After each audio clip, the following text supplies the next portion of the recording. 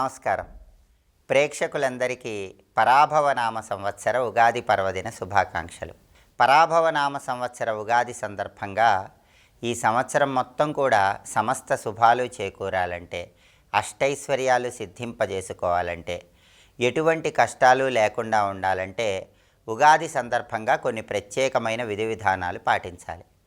ఉగాది రోజు ఎటువంటి విధి విధానాలు ఆచరించాలో, ఉగాదికి ఉన్న ప్రాధాన్యత ఏంటో నారద పురాణంలో చెప్పారు. శ్రీ మహావిష్ణువుని యుగాదికృత్ యుగావర్తో అంటూ విష్ణు సహస్రనామంలో మనం కీర్తిస్తాం. బ్రహ్మదేవుడు శ్రీ మహావిష్ణువు ఆజ్ఞ ప్రకారం జీవులను సృష్టించటం ప్రారంభించిన రోజు ఉగాది. అందుకే నారద పురాణం ఏం చెప్తుందంటే, చైత్రే మాసి జగద్బ్రహ్మోససర్చ ప్రథమేహని శుక్లపక్షే సమగ్రంతు తదా సూర్యోదయే సతి అంటుంది నారద పురాణం. కాబట్టి శ్రీ మహావిష్ణువు ఆజ్ఞ ప్రకారం బ్రహ్మదేవుడు జీవులను సృష్టించటం ప్రారంభించింది ఉగాది రోజు. కాబట్టి అందరూ కూడా ఉగాది రోజు స్నానం చేసిన తర్వాత ఇంట్లో దీపారాధన చేసుకొని బ్రహ్మదేవుణ్ణి మనస్సులో స్మరించుకోవాలి. ఓం బ్రహ్మదేవాయ నమః ఈ మంత్రాన్ని వీలైనన్నిసార్లు పఠించాలి. దానివల్ల ముక్కోటి దేవతల అనుగ్రహము, శ్రీ మహావిష్ణువు అనుగ్రహానికి సులభంగా పాత్రలు కావచ్చు. అలాగే ఉగాది విశిష్టత గురించి ధర్మశాస్త్రం ఏం చెప్పిందంటే, బ్రాహ్మీ ముహూర్త ఉత్తాయ దంతధావన పూర్వకం స్నానాది విధివాక్తుర్య ధ్వర్ణాచారానుసారత అంటుంది ధర్మశాస్త్రం. అంటే ఉగాది సందర్భంగా అందరూ కూడా సూర్యోదయానికి ముందే నిద్రలేచి శరీరానికి తలకి నువ్వుల నూనె రాసుకొని తలంటు స్నానం, అభ్యంగన స్నానం చేయాలి. ఆ తర్వాత ప్రతిగృహ ధ్వజారోహణము అనే పేరుతో ఒక ప్రత్యేకమైన విధి విధానం పాటించాలి. ప్రతిగృహ ధ్వజారోహణం అంటే అర్థం ఏంటంటే, ఉగాది రోజు బ్రహ్మదేవుడిని పూజించాలి కాబట్టి బ్రహ్మదేవుడికి దేవాలయాలు, విగ్రహాలు, చిత్రపటాలు ఇటువంటివి ఉండవు. కాబట్టి ఇంటి ముందు భాగంలో కొద్దిగా మట్టి తీసి ఒక కర్రను పాతి ఆ కర్రను సాక్షాత్తు బ్రహ్మదేవుడి స్వరూపంగా భావించుకోవాలి. దీన్ని బ్రహ్మధ్వజము అనే పేరుతో పిలుస్తారు. ఆ కర్రకి పసుపు రాసి కుంకుమ బొట్లు పెట్టి హారతి ఇచ్చి ఆ కర్ర దగ్గర దవనం ఉంచి నమస్కారం చేసుకోవాలి. అలా చేస్తే ముక్కోటి దేవతలు ఈ బ్రహ్మధ్వజం ద్వారా గృహంలోకి ప్రవేశిస్తారని ప్రామాణిక గ్రంథాలన్నీ కూడా తెలియజేస్తున్నాయి. దీన్నే ప్రతిగృహ ధ్వజారోహణం అనే పేరుతో పిలుస్తారు. అలాగే ఉగాది రోజు దమనేన బ్రహ్మ పూజనం అంటూ శాస్త్రంలో చెప్పారు. బ్రహ్మదేవుడిని దమనంతో పూజించాలి కాబట్టి ఆ కర్ర ముందు భాగంలో దవనం ఉంచి నమస్కారం చేసుకోవాలి. సర్వదేవతలను ఉగాది రోజు దవనంతో పూజిస్తే ఉత్తమ ఫలితాలు కలుగుతాయి. అందుకే పుష్పాల మధ్యలో దవనం ఉంచి దమనం కట్టిన పుష్పమాలికలు దేవీ దేవతల చిత్రపటానికి అలంకరణ చేసుకోవాలి. అలాగే ఉగాది సందర్భంగా చలివేంద్రం ఏర్పాటు చేస్తే అద్భుత ఫలితాలు కలుగుతాయి. ఇలా చలివేంద్రం ఏర్పాటు చేయటాన్ని ప్రపాదానం అని పేరుతో పిలుస్తారు. ప్రప అంటే చలిపందిరి అని అర్థం.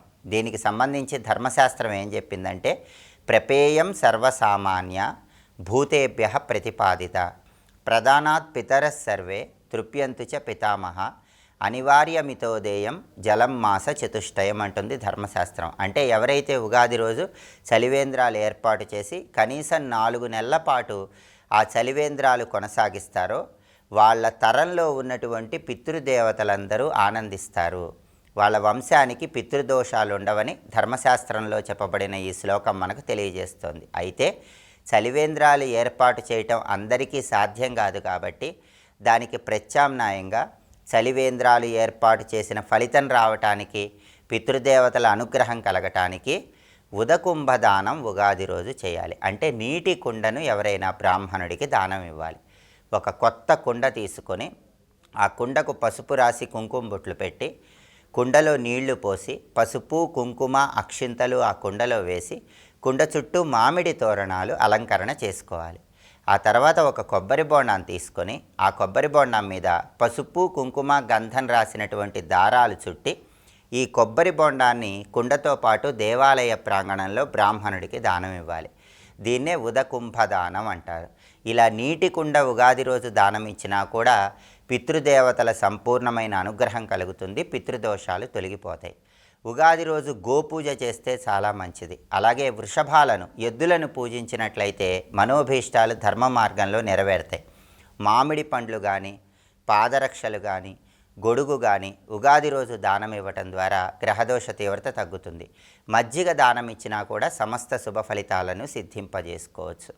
అలాగే ఈ ఉగాదికి ఉన్నటువంటి ప్రాధాన్యత గురించి పౌరాణిక గ్రంథాలు ఏం చెప్తున్నాయంటే, ఉగాది రోజే సృష్టిలో పుణ్యం అనేటటువంటిది ఏర్పడిందని, దానికి ఇంద్రుడు ఆధిపత్యం వహించాడని, ఆ తర్వాత చైత్ర మాసంలో బహుళపక్షంలో పాడ్యమి రోజు పాపం భూమి మీద వచ్చిందని, దానికి యమధర్మరాజు ఆధిపత్యం వహించాడని పౌరాణిక గ్రంథాలు తెలియజేస్తున్నాయి. అంటే చైత్ర మాసంలో పాపపుణ్యాలనేటటువంటివి సృష్టిలో ఏర్పాటు జరిగి పుణ్యానికి ఇంద్రుడు, పాపానికి యమధర్మరాజు అధిపతులుగా ఉండటం జరిగింది.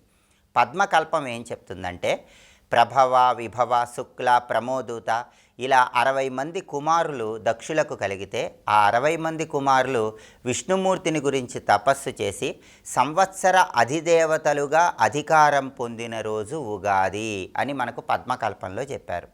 అలాగే ఉగాదికి ఉన్నటువంటి ప్రాధాన్యత ఏంటంటే, భవుడైనటువంటి ఆ పరమేశ్వరుడు పంచకృత్యాలు నిర్వహించే బాధ్యత భవానీ అమ్మవారికి ఇచ్చినటువంటి రోజు ఉగాది. అందుకే ఉగాది నుంచి వసంత నవరాత్రుల్లో అమ్మవారిని ఆరాధించేటటువంటి సంప్రదాయం కూడా ఉంది. చైత్ర మాసంలో ఎవరైతే నల్ల కలువ పూలతో, తెల్ల కలువ పూలతో పార్వతీ పరమేశ్వరులను పూజిస్తూ తీపి పదార్థాలు నైవేద్యంగా సమర్పిస్తారో వాళ్ళు సంవత్సరం మొత్తం పార్వతీ పరమేశ్వరుల అనుగ్రహం వల్ల మనోభీష్టాలు నెరవేర్చుకోవచ్చు. అలాగే ఉగాది రోజు సాయంకాలం పూట పంచాంగ శ్రవణం చేయాలి. తిథేశ్చ శ్రియమాప్నోతి వారాద ఆయుష్యవర్ధనం నక్షత్రాత్ హరతే పాపం యోగాత్ రోగ వినాశనం కరణాత్ కార్యసిద్ధిస్తూ అంటుంది శాస్త్రం. అంటే పంచాంగం గురించి పంచాంగ శ్రవణం చేయటం ద్వారా తెలుసుకున్నట్లయితే కాలంలో వచ్చే అన్ని సమస్యలు తొలగింపజేసుకొని నవగ్రహాల అనుగ్రహానికి సులభంగా పాత్రలు కావచ్చు. అలాగే చూత కుసుమ భక్షణం ఉగాది రోజు తప్పనిసరిగా చేయాలి. ఉగాది రోజు ఎవరైతే వేప పువ్వుతో చేసినటువంటి పచ్చడిని స్వీకరిస్తారో వాళ్ళకి ఆరోగ్యపరంగా ప్రయోజనాలు చేకూరతాయి. అలాగే సమస్త శుభ ఫలితాలను సిద్ధింపజేసుకోవచ్చు. ఉగాది సందర్భంగా ఈ విధి విధానాలు పాటించండి. అలాగే ఉగాది అంటేనే బ్రహ్మదేవుణ్ణి పూజించాల్సిన రోజు, బ్రహ్మదేవుణ్ణి స్మరించుకోవాల్సిన రోజు. ముక్కోటి దేవతల అనుగ్రహం పొందటానికి ఓం బ్రహ్మదేవాయ నమః ఈ మంత్రాన్ని వీలైనన్ని సార్లు జపించుకోండి. సమస్త శుభ ఫలితాలను సిద్ధింపజేసుకోండి. మరొక్కసారి ప్రేక్షకులందరికీ పరాభవనామ సంవత్సర ఉగాది పర్వదిన శుభాకాంక్షలు తెలియజేస్తూ సర్వే జనాః సుఖినో భవంతు. స్వస్తి.